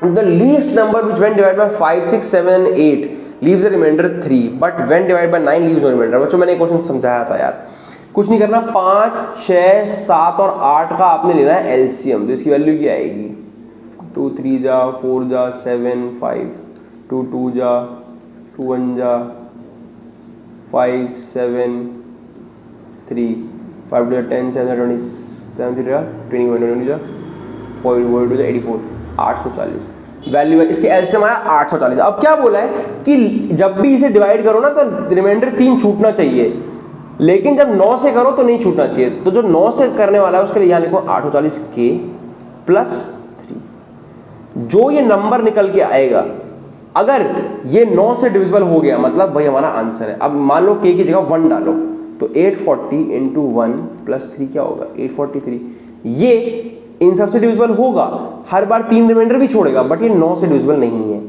2 डाल के देखो 840 इंटू 2 प्लस 3, इसकी वैल्यू आएगी 1683। ये इन सबसे डिविजिबल होगा और हर बार 3 रिमाइंडर छोड़ देगा, लेकिन ये 9 से भी डिविजिबल हो रहा है बिना कोई रिमाइंडर छोड़े, मतलब आंसर है 1683। करना क्या होता है बच्चों, ऐसे क्वेश्चंस में एलसीएम निकालना होता है। और यहाँ पर अगर सिर्फ बोलता ना कि बताओ हर बार इससे डिवाइड और 3 रिमाइंडर छोड़ दे, तो हम एलसीएम में 3 प्लस करके लिख देते कि 843 इज द आंसर, कि ये हर बार इससे डिवाइड होगा पर 3 रिमाइंडर बच जाएगा। यहां पर बोला कि 9 से डिविजिबल पूरा होना चाहिए, तो उसके लिए हमें ढूंढना पड़ेगा कि कौन सा मल्टीपल 9 से डिविजिबल होता है। तो जब हम यहाँ पे के लगा देते हैं, मैंने सिखाया भी अपने चैप्टर में सिविल से, में जरूर जाके वहां पढ़ लेना। तो यहाँ पर वही के लगा दिया और बस 1 डाल के देखा तो जो वैल्यू आई वो नहीं थी, 2 डाल के देखो जो वैल्यू आई वो हर बार इनसे डिवाइड होगी। चेक मत करना डिवाइड करके, बस ये चेक करना ये 9 से डिविजिबल है कि नहीं, बिकॉज एलसीएम निकाला तो डिवाइड तो होगी होगी। नेक्स्ट क्वेश्चन, ये आ गया आपका सम एसएन का फॉर्मूला। ये दिया है 1 क्यूब 2 क्यूब 9 क्यूब की वैल्यू 2025 है, ठीक है। इसकी वैल्यू निकालनी है। क्या लिखा है 11/100, ये लिख सकता हूँ ना मैं, का क्यूब प्लस 22/100 का क्यूब प्लस 33/100 का क्यूब से लेके 99/100 का, इसका सम निकालना है। यही निकालना है बच्चों, मैं बताऊंगा कैसे निकलेगा। एक बात देखो, इन सब में नीचे 100 कॉमन है, तो मैं इन सबसे 100 बाहर निकाल लूंगा। सबके पास ऊपर 11 कॉमन है, क्यों? क्योंकि 11 1 जा, 11 2 जा, 11 3 जा, तो मैं एक 11 भी बाहर निकाल लूंगा। आ गया बाहर। अंदर क्या बचा? इस पूरे की जगह बचा 1, क्योंकि तो पूरे चला गया 1 का क्यूब, प्लस इस पूरी जगह क्या बचा? ये पूरा गया, सिर्फ यहाँ 2 बचा। 11 2 जा होता है 2 का क्यूब, इसकी जगह 3 का क्यूब। क्यों ऐसा क्यों हो रहा है? क्योंकि 11 2 जा 22 होता है, 11 3 जा 33, तो अंदर से यही बचेगा ना 3 2 से लेकर 11 9 जा 93। इसकी वैल्यू बच्चों हमें पता है, 1 क्यूब 2 क्यूब 9 क्यूब का पता है 2025 है, यही है वैल्यू। सबको समझ में आया? अच्छा ये पूरा क्यूब बाहर आएगा, पूरा क्योंकि 11/100 का पूरा क्यूब बाहर जाएगा ना, साथ में क्यूब क्यों आएगा? हाँ क्यूब नहीं आएगा, सॉरी गलती से बोल दिया है ना, 11 आ गया। अब जब तुम इसे इससे इंटू करोगे, ये हो जाएगा 11 × 2025/100। इसकी वैल्यू आपकी आनी है 2.695। थोड़ी सी और आएगी पॉइंटों में, लेकिन यार दिस इज द आंसर। समझ में आया सबको? सॉल्व करके देखना, इसी तरीके से आपका आंसर आ जाएगा। बाकी अब मैं तो कहता हूँ सॉल्व भी मत करना बच्चों, मैंने आपको सिखा दिया ना, ये क्वेश्चन रिपीट होगा, देख लेना। इसका आंसर यही है 2.695। याद कर लो, वहाँ इतना मल्टीप्लाई करने बैठोगे पागल हो जाओगे, इसको टाइम वेस्ट होगा। नेक्स्ट क्वेश्चन, ये एक मक्खन क्वेश्चन पता नहीं क्यों हर बार देता है जामिया। 1.5x = 0.4y, तो x अपॉन y की वैल्यू क्या है? y को नीचे ले आओ, इसको वहां ले जाओ, क्या हो जाएगा 0.4 अपॉन 1.5 0.04 है, ठीक है। पॉइंट्स हटा दो, क्या हो जाएगा? ऊपर 10 से इंटू, नीचे 100 से इंटू, क्योंकि पॉइंट्स हट गए, ये गया, तो क्या हो गया 4/150 हो गया। ये x अपॉन y की वैल्यू, मतलब x की वैल्यू 4, y की वैल्यू 150। अब यहाँ प्लॉट कर दो, ऊपर है y माइनस x यानी 150 माइनस 4, नीचे है y प्लस x यानी 150 प्लस 4, तो क्या हो जाएगा 146/154 है ना, 73/77। The answer is B. B is the correct answer. Simple था, कोई टफनेस नहीं थी, बहुत इजी क्वेश्चन दे रखे हैं। अब इस क्वेश्चन में बच्चों मेरा पढ़ा हुआ बच्चा ज्यादा मेहनत ही कर जाएगा फॉर्मूला रटने की जगह। कुछ नहीं करना है, क्या लिखा है कि एक पॉपुलेशन है विलेज एक्स की, वो हर साल घट रही है 1200 पर ईयर, हर साल घट जाती है 1200। और विलेज वाई की वैल्यू है वो हर साल बढ़ रही है 800 per year. In how many year will the population of two village be equal? पहले ना मान लो बी से ट्राई करते हैं, मान लो 12 ईयर आंसर है, तो 12 ईयर में 800 से इंटू करो तो क्या आएगा 12 8 जा 8 12 जा आपका आएगा 9600, यानी कितनी बढ़ जाएगी 12 साल में? 9600 बढ़ जाएगी। किससे? यहां से, तो इसमें जोड़ लो, यानी 12 साल बाद ये होगा। अब ये 12 साल में कितना घट चुका होगा? 12 × 12 = 44, 144 यानी 14400। इसमें से काट दो, 68,000 में से काट दो, ये हो जाएगा 00635। ये तो 53600 आया, और ये 51600 है, मतलब अभी तो दूरी रह गई, मतलब 12 साल में तो इक्वल नहीं हो पाए। अब इनसे थोड़ी दूरी बची है ना, तो 13 साल से ट्राई करो। जब आप 13 साल से ट्राई करोगे तो इसका आंसर क्या आएगा? इसका भी आएगा 52 समथिंग, इसका भी आएगा 52 समथिंग। ये घट के यहाँ पहुंच जाएगा, ये बढ़ के यहाँ पहुंच जाएगा। तो 2 बार के ट्रायल एंड एरर में हमने सही कर लिया, यानी इसका आंसर है 13। A is the right answer. Next, Vidushi and Sanya distribute ₹100 each in charity. Vidushi distributes money to 5 more people and Sanya give ₹1 more to than Vidushi. मान लो सान्या जो है वो x लोगों को बांटती है, x पीपल्स को बांटती है, सान्या x पीपल को, तो विदुषी कितनों को दे रही है? x + 5 लोगों को, ठीक है। दोनों ही लोग 100 ही रुपए बांट रहे हैं, समझ रहे हो? एक बात बताओ बच्चों, मैंने कहा मैंने 20 रुपए बांटे 4 लोगों में, तो मैंने एक को कितना दिया? डिवाइड ही करोगे ना कि हाँ भैया आपने एक को 5 दिया होगा। अब सान्या ने 100 रुपए बांटे x लोगों में, वही विदुषी ने कितने बांटे? 100 रुपए बांटे x + 5 लोगों में। लेकिन अगला कंडीशन क्या दिया है कि Sanya give each ₹1 more than Vidushi, तो सान्या ने 1 रुपए ज्यादा दिया है। अगर मैं इस इक्वेशन को इस तरह से लिखूं, इसको इरेज करो, क्या बोला कि दोनों का दोनों ने जो हर बंदे को बांटा वो मैंने निकाल लिया, दोनों ने हर बंदे को इतना बांटा था, 100/x सान्या का और 100/x + 5 विदुषी का। बट क्या लिखा है कि एक बंदे को जो पैसा देने की जो बात आप कर रहे हैं ना, उसमें सान्या ने 1 रुपए ज्यादा दिया है विदुषी से, मतलब सान्या वाला कौन सा है? ये है। अगर मैं इसमें से 1 रुपए कम कर दूं तो बराबर हो जाएगा विदुषी के। इक्वेशन बनाने के लिए क्या मैंने सिर्फ और सिर्फ, समझ में आया सब बच्चों को ये बात, कि अगर मैं ऐसा कर दूं कि 1 रुपए कम कर दूं सामने वाले से तो वो बराबर हो जाएगा विदुषी के। इसको इधर ले आओ, उसको उधर ले जाओ, तो क्या हो जाएगा 100x minus 100x plus 5 is equals to 1। इसको सॉल्व करो, आपका आंसर आ जाएगा, x की वैल्यू आएगी 45। बट मैं होता ना पेपर में, मैं इस तरीके से नहीं करता। इतना लंबा कौन सॉल्व करेगा यार, टाइम वेस्ट है। ऑप्शन में देखो 45 ऑप्शन दिख रहा है पहला ही, इसको आधे में बांटो, क्योंकि क्या लिखा है, विदुषी ने 5 ज्यादा लोगों को दिया है तो विदुषी ने 25 को दिया होगा, है ना, और सांदा ने 20 को दिया होगा। यही देख के तो ये लग रहा है। अब अगर 100 लोगों में 20 रुपए बांटे जाए, 20 लोगों में 100 रुपए बांटे जाए तो एक आदमी को कितने रुपए जाएंगे, 5 रुपए। वही अगर 100 लोगों में 25 रुपए बांटे जाए, है ना, सॉरी 25 लोगों में 100 बांटे जाए तो एक बंदे को 4 रुपए जाएगा।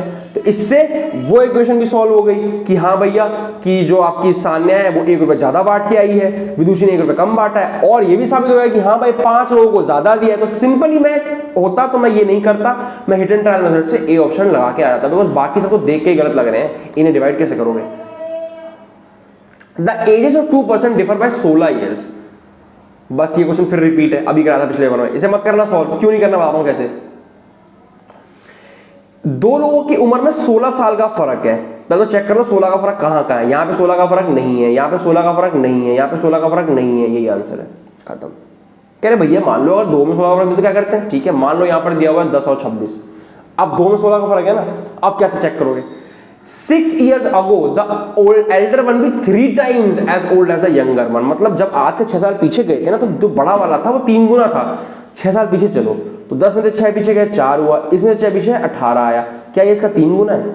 नहीं, गलत हो गया। बट इसका देखो 6 साल पीछे जाओ तो ये हो जाएगा 8, ये हो जाएगा 24। तो 24 8 का 3 गुना है तो 24 होता है ना। मतलब ये वाला इक्वेशन को सेटिस्फाई कर रहा है। सॉल्व करने मत जाना जामिया को और सीयूटी जनरल टेस्ट को। ये नहीं देखना है कि बच्चा कितना बड़ा पढ़ाकू है, कितना उसे फॉर्मूला याद है, उसे ये देखना बच्चे में दिमाग कितना है। ऑप्शन इतने गंदे बनाते हैं, इतने गंदे बनाते हैं, आराम से आंसर चुनना आसान है। अब इस क्वेश्चन में ही देख लो यार, देख के पता चल रहा है कि 45 आंसर होगा। क्यों? क्योंकि 20 और 25 में यही डिवाइड हो सकता है, 5 का फर्क भी आ गया। और जब 100 से डिवाइड देंगे तो 1 में 5 आता है, और जब 1 में देंगे तो 1 में 4 आता है। मतलब मनी में भी 1 रुपए का फर्क आ गया और आदमी 5 का फर्क आ गया। सिंपल, वेरी सिंपल क्वेश्चंस आते हैं, वेरी सिंपल। बच्चे कर नहीं पाते, लेंदी लगता है, क्योंकि करने ही नहीं जाता, तरीका ही नहीं सही पता। The present age of a father is 3 more than thrice the age of the son। मान लो सन की एज x है तो पापा की क्या हो गई 3 more than thrice, यानी 3x + 3। ये प्रेजेंट एजेस हैं। 3 years hence, यानी आज से 3 साल बाद, पहले 3 साल बाद चलते हैं तो इसकी भी 3 साल उम्र बढ़ जाएगी, 3 साल बाद इनकी भी 3 साल बढ़ जाएगी, बढ़ा दिया। Father age will be 10 years more than twice the age of the son। तो फादर की जो एज है वो किसी के बराबर होगी 10 years more than twice the age of the son, यानी 2x + 6। ये बात समझ में आया? इसका ट्वाइस करके 10 जोड़ दिया, इसको सॉल्व करते हैं। +6 से +6 कट जाएगा, ये इधर जाके क्या हो जाएगा 3x - 2x = x = 10, यानी x की वैल्यू आएगी 10। यानी present age of the son is x। तो पापा की क्या होगी 3 is 10, पापा की क्या होगी 3 × 10 + 3 33। C is the correct answer. Next question चलते हैं। ये क्वेश्चन, ये पेपर बहुत लेंथी था बच्चों। देखो मैं आपको समझाते हुए कर रहा हूँ, मुझे आता है तब भी मुझे 1 घंटे से ऊपर लग चुका है, आप ऐसा मत करना। 6 men and 8 boys can do a piece of work in 10 days। Man days का फॉर्मूला मैंने सबको सिखाया था, सबको याद होना चाहिए। 6 men + 8 boys करते हैं 10 दिन में, while 26 men + 48 boys, men और boys करते हैं 2 दिन में। तो वैल्यू निकालनी है 15 मैन और 20 बॉय कितने में करेंगे। पहले तो इसके थ्रू मैन और बॉयज की वैल्यू निकालते हैं। तो क्या हो जाएगा, ये जब उधर जाएगा डिवाइड होगा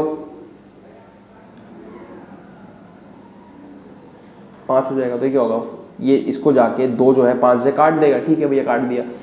अब 5 × 6 30 मैन हो गया, 5 × 8 40 बॉयज हो गया, = 26 मैन + 48 बॉय।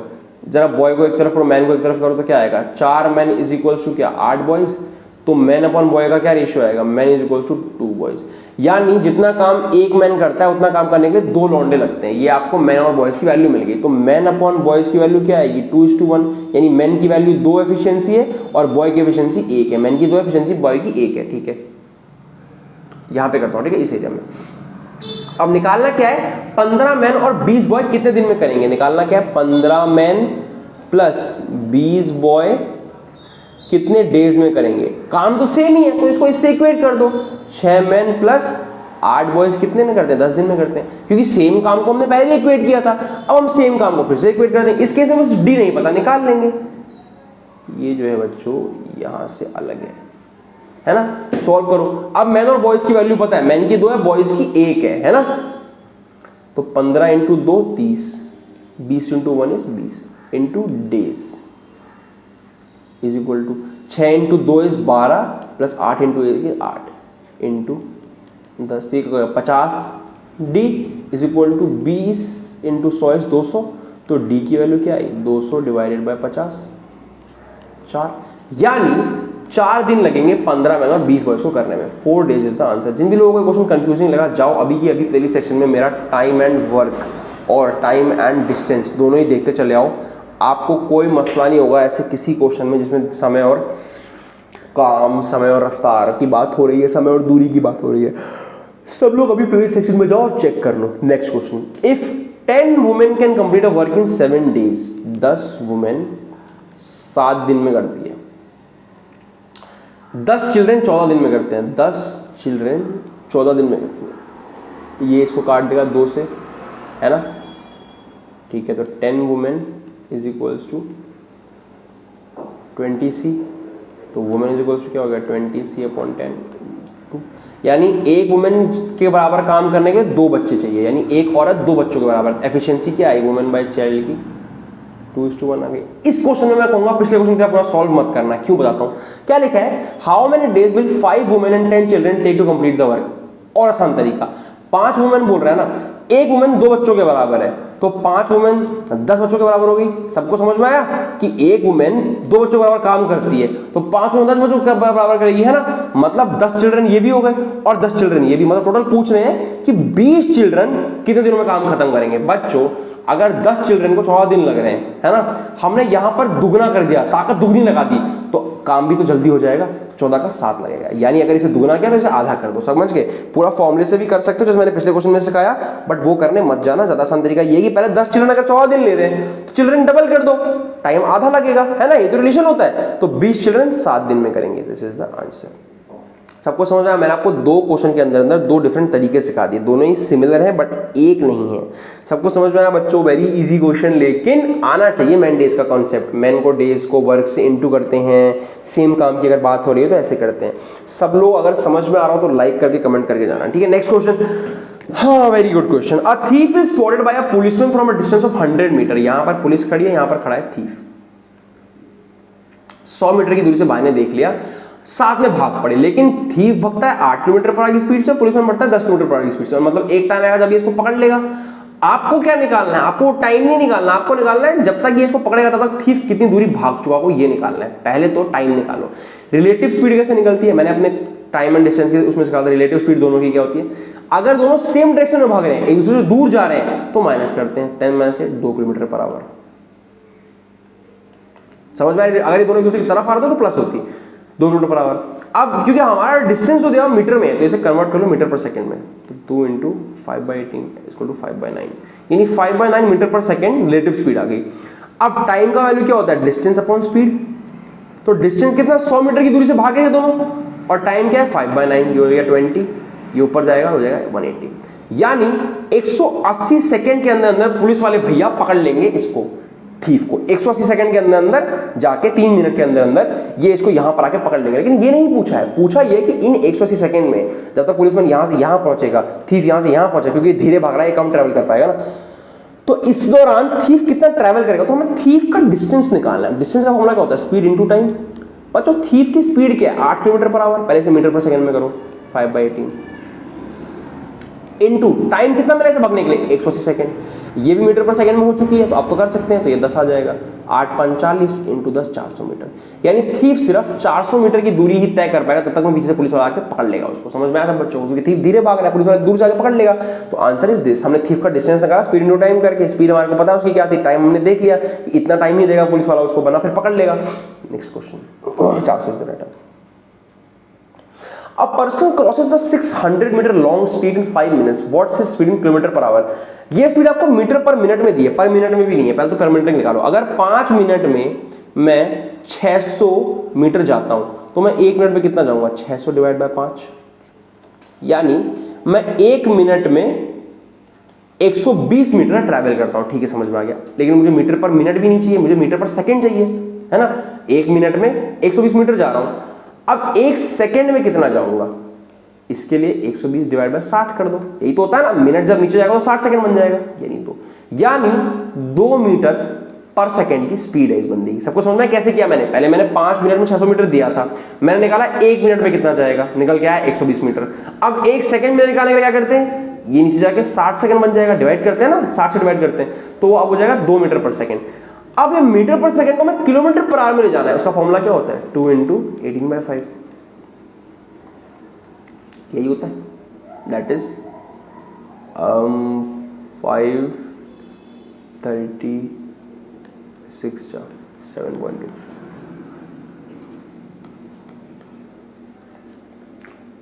समझ में आया सबको, समझ में आया। क्वेश्चन मुश्किल नहीं था, इजी था, बस कन्वर्जन 2 बार आपको पीछे आना पड़ेगा, एक बार में आपको आ गया। सबको बताया ना कि मीटर पर सेकंड से किलोमीटर पर आवर जाओ तो 18/5, क्योंकि छोटे से बड़े में जा रहे हो तो बड़े नंबर से इंटू होगा, और किलोमीटर पर आवर से मीटर पर सेकंड जाओ तो 5/18, क्योंकि बड़े से छोटे में छोटे नंबर से इंटू होगा। नेक्स्ट क्वेश्चन, आखिरी कुछ क्वेश्चन बचे हैं। विच medal did India win in the Asia mix team badminton championship 2023 current affair.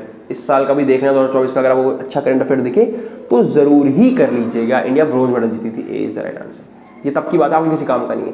Which country's government has requested India to supply 300 electric buses. यार ये क्वेश्चन मैं गलत करके आ गया था, बहुत ही बड़ी बेवकूफी में, जल्दबाजी है, मेरे पेपर एंड में छूट रहा था because I was not very well, but इसका आंसर बांग्लादेश होगा। यार मैंने क्या सोच के चाइना या रशिया लगा दिया। बच्चों एक बार दिमाग लगाओ, ये इतनी बड़ी बड़ी कंट्री, ये इंडिया से हेल्प मांगेंगी, वो भी बसों की हेल्प मांगेगी, सोच भी कह सकता है कोई चीज, पर मैंने तब गलत लगाया। ऑब्वियसली बांग्लादेश हमसे कमजोर कंट्री, हमसे हेल्प मांगेगी ना, तो ए इज द राइट आंसर। उन्होंने हमसे बस मांगी थी उस टाइम पे।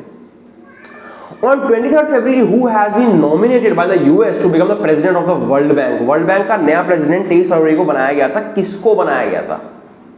ये करंट अफेयर इंपॉर्टेंट क्यों हुआ? वर्ल्ड बैंक से क्या लेना है इंडिया को? बिकॉज इंडियन को बनाया गया। सोचो, वर्ल्ड बैंक का प्रेसिडेंट भी इंडियन है। Which took oath as the 9th governor of Chhattisgarh? ये तब का करंट अफेयर है। 5 करंट अफेयर मैंने कहा था आएंगे, एक ऊपर था, 3 यहाँ नीचे मिल गए, तो 3 मिल गए, एक और मिलेगा। अभी 5 करंट अफेयर आते हैं। 94 का आंसर क्या होगा? बी, विश्वदिन हरिचरण। ये छत्तीसगढ़ का नया गवर्नर बना था, अब तो चेंज हो गया होगा, मतलब अब कुछ और होगा। नेशनल साइंस डे, डे तो नहीं है, इज सेलिब्रेटेड एवरी डे 20 फरवरी। बेटा साइंस सीवी रमन। क्वेश्चन आगे पढ़ो ही मत, आगे क्वेश्चन पढ़ना ही नहीं है। नेशनल साइंस डे किसके लिए बनता है? सीवी रमन के लिए बनता है, 28 फरवरी को, याद रखना। Who won the best FIFA Women's Player 2022 award? ऐसे 2023 का, 2024 का सब पूछते हैं, ध्यान रखना। FIFA वुमेन्स 2022 अवार्ड का, FIFA खैर मेरे साथ 3 साल में होता है ना, तब तो शायद नहीं यही पूछेगा। तो FIFA का वुमेन्स प्लेयर का बेस्ट अवार्ड कौन जीत गया था? 96 का आंसर है आपका A, Alexia Putellas. Okay sorry. The substance most commonly used as food preservative is, बच्चों पिछले पेपर में भी आया था, इसमें भी आ गया, कमाल की बात है। मैंने कल रात को अपनी स्ट्रैटेजी की सीरीज कराई थी, उसमें भी था। बच्चे टार्ट्रिक और एसिडिक करते रहते हैं, आंसर इज बेंजोइक एसिड। इसे यूज करते हैं फूड प्रिजर्वेटिव की तरह। Last 2 questions. Commercial vehicles are not produced by which of the following companies in India? इनमें से कौन कमर्शियल व्हीकल नहीं बनाता? यामाहा तो बनाता है, अशोक लेलैंड भी बनाता है, डाइवू भी बनाता है, टेल्को जो कंपनी है वो कमर्शियल व्हीकल्स नहीं बनाती है, ये बात ध्यान रखना। 1 मिनट, ये 98 है ना, सॉरी, टेल्को बनाती है भाई, बिरला नहीं बनाता। बिरला यामाहा का जो बिरला है ना, बिरला, सॉरी यामाहा गलत पढ़ दिया मैंने। डाइवो और टेल्को तो बनाएगा ही बनाएगा, सॉरी गलती हो गई, अशोक लेलैंड बनाएगा, but Birla cement bro, this is a is the right answer, A is the right answer. चलो बच्चों समझ गए। Next question. The most learned medieval Muslim ruler who was well versed in various branches of learning including astronomy, mathematics and सबसे पढ़ा लिखा मुस्लिम ruler कौन था? तुगलक भाई। लोग पागल बोलते थे इसे, लेकिन सबसे पढ़ा लिखा था, हर चीज को प्रैक्टिकली देखता था, एकदम पढ़ा लिखा, सबसे वेल वर्स्ड था हर चीज में। इसीलिए जो बहुत ज्यादा पढ़ लिख लेता है, हर चीज में एकदम प्रैक्टिकली सीरियस होता है, इमोशंस को छोड़ देता है, इंसानी इमोशंस को नहीं समझता, उसे तुगलक कहते हैं। दैट इज मोहम्मद बिन तुगलक। मतलब पढ़ना लिखना अच्छी चीज है, बट इंसान के इमोशंस को भी समझिए आप, क्रूअल नहीं हो सकते। In the sultanate period the highest rural authority for the land revenue was Chaudhari. बच्चे मालिक करके चले आते हैं, नाम मालिक है तो सबसे बड़े यही होंगे, मालिक मालिक मालिक मालिक। अरे नहीं भाई, चौधरी जी होते जिनके पास लैंड रेवेन्यू सबसे ज्यादा चौधरी का पैसा होता था। तो आज के 100 क्वेश्चन खत्म। जरूर जरूर जरूर वीडियो को लाइक करके जाना, कमेंट करके जाना, और सब लोग को जो आपके फ्रेंड्सों ने बोलना कि सिर्फ भैया 100 क्वेश्चन की पीडीएफ दिखा नहीं रहे हैं, समझा रहे हैं, बता रहे हैं, पेपर में आया था, ये आएगा वो आएगा, टिप्स देता चल रहा हूं कि कौन सा क्वेश्चन इंपॉर्टेंट, और मार्क माय वर्ड जो मैंने इंपॉर्टेंट बोले हैं वो इंपॉर्टेंट है, आएंगे। तो गाइस आज की वीडियो में यहीं तक था, मिलते हैं अगली वीडियो में। चैनल पर आने आएगी लेटेस्ट अपडेट्स आएंगी और स्टैटिक जी की रीजनिंग की वीडियोस भी आएंगी। Okay guys, all the best for your preparations. नए दोस्तों को मेंबरशिप में लाना था कि मुझे ही मोटिवेशन मिले और आपको भी मिलती रहे। Okay guys, bye bye, thank you.